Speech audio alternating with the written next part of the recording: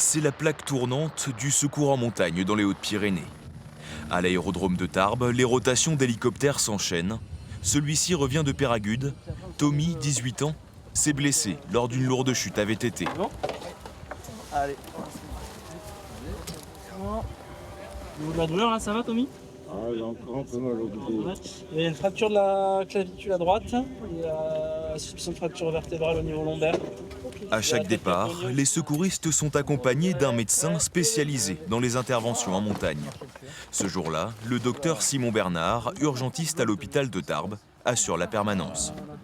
C'est un peu le cas école des Pyrénées parce que c'est le secours de midi, c'est typiquement à cette heure-ci où on en fait le plus statistiquement. Et chute en VTT de descente, donc il a impacté à la réception d'un sol, sur la clavicule et le dos. Une fois le patient revenu sur la terre ferme, le SMUR prend le relais pour un transfert en ambulance. Et 3 minutes plus tard, Tommy est admis aux urgences. Donc là, on va directement, je pense, au déchoc. Hello! En salle d'accueil, le docteur Jules Clouzot, lui aussi spécialisé dans le secours montagne, dirige la prise en charge. C'est quoi ton prénom? Tommy. D'accord. La main, tu peux me serrer la main? D'accord. Le coude? Un premier contact pour déterminer la marche à suivre. On va te mettre dans un box d'examen là. On va te refaire un coup d'échographie, le scanner et on voit un peu où t'es. Le body scanner, effectué sur place, doit permettre de confirmer les suspicions de fracture du jeune homme. Et après quelques minutes d'attente, les images sont formelles.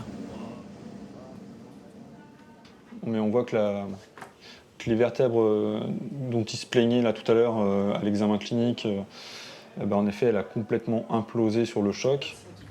Dans son malheur, Tommy a eu de la chance, sa moelle épinière est indemne.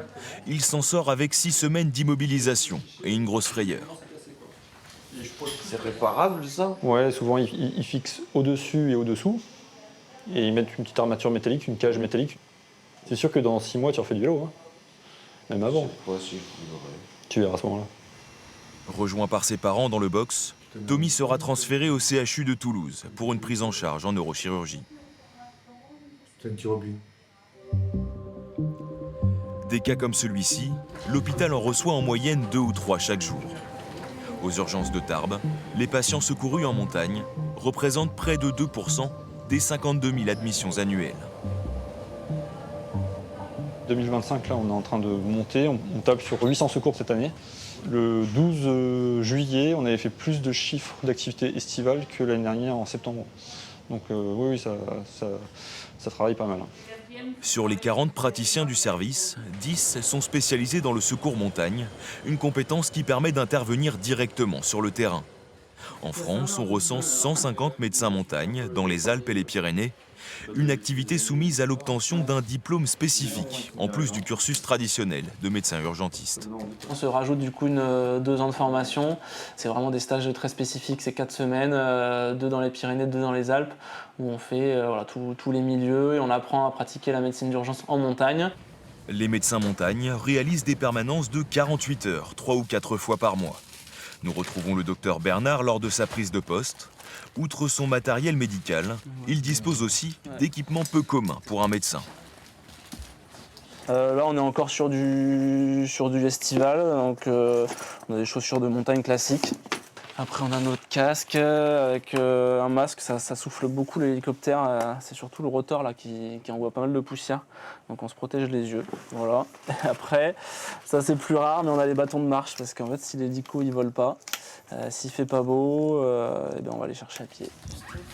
Les médecins embarquent 100 à 150 kg de matériel à bord de l'hélicoptère pour parer à toute éventualité. En matos, c'est un peu particulier, mais on a le canyon. C'est vrai que dans les Pyrénées, on en a quelques-uns. Nous, c'est pas notre cœur d'activité, mais on en a. Ça peut être amené à en avoir. Le but est de partir bien équipé, mais aussi bien préparé. C'est pourquoi les médecins s'entraînent 2 fois par mois avec les secouristes pour garder la main.